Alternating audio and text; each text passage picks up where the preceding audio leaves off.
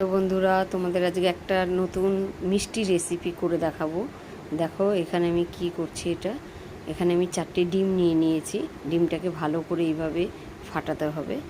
ফাটাতে ফাটাতে যখন এরকম গ্যাজা উঠে যাবে আর ডিমের আষ্টে গন্ধটাও চলে যাবে, তখন বুঝবে যে ডিমটা খুব ভালো করে ফাটানো হয়ে গেছে। এইভাবে ডিমটাকে ফাটিয়ে নিতে হবে।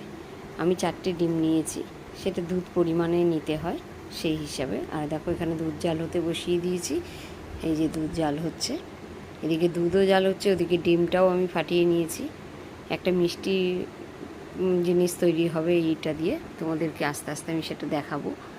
এই যে দেখো, আর এদিকে আমি তেল গরম করতে বসিয়ে দিয়েছি। শুধু মিষ্টি জিনিস খেলে হবে না, তার সাথে অন্য খাবারও খেতে হবে। এই যে ভোলা মাছ, তোমরা কে কে ভোলা মাছ পছন্দ করো আমাকে জানাবে। দেখো ভোলা মাছ নিয়ে নিয়েছি। এখন এই ভোলা মাছগুলোকে আমাকে ভাজতে হবে। রাত হয়ে গেছে, ওই জন্য দুদিকে দুটো বসিয়ে দিয়েছি। এই যে ভোলা মাছ বসিয়ে দিয়েছি আমি ভাজা। ভোলা মাছ এদিকে ভাজা হচ্ছে, আর ওদিকে আমার দুধও জাল হচ্ছে। মাছ এইভাবে ভেজে নিলাম একটা একটা করে, বেশি দিইনি যেহেতু বড় মাছ দুটোই দিয়েছি। এই যে দুটো করে মাছ ভাজা হয়ে গেল। তারপর ভাজা তেলেই আমি কালো জিরে ফোড়ন দিলাম, শুকনো লঙ্কা ফোড়ন দিলাম, দিয়ে যে পেঁয়াজগুলো কুচিয়ে রেখেছিলাম সেই পেঁয়াজগুলোকে আমি এর মধ্যে দিয়ে দেবো।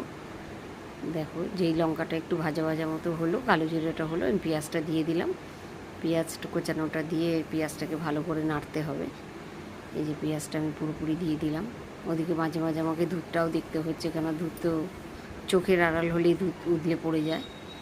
এই যে পেঁয়াজটা আমি এর মধ্যে দিয়ে দিয়েছি। তারপরে যেই পেঁয়াজটা নরম হলো, একটু হলুদ দিয়ে দিলাম, লঙ্কা দিয়ে দিলাম। এবার লঙ্কা দিয়ে দেবো। আগে আমি একটু টমেটোও দিয়ে দিয়েছি।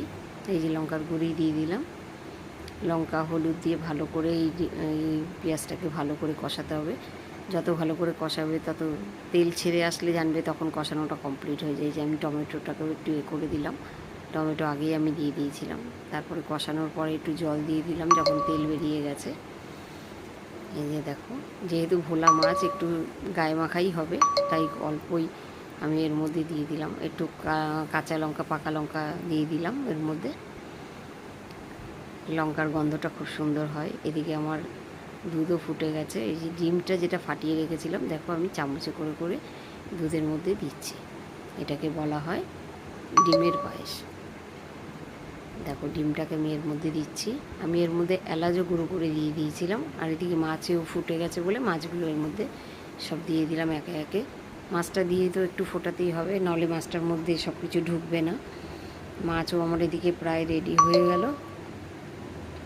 এই যে সব কটা মাছ দেখো আমি এর মধ্যে দিয়ে দিলাম।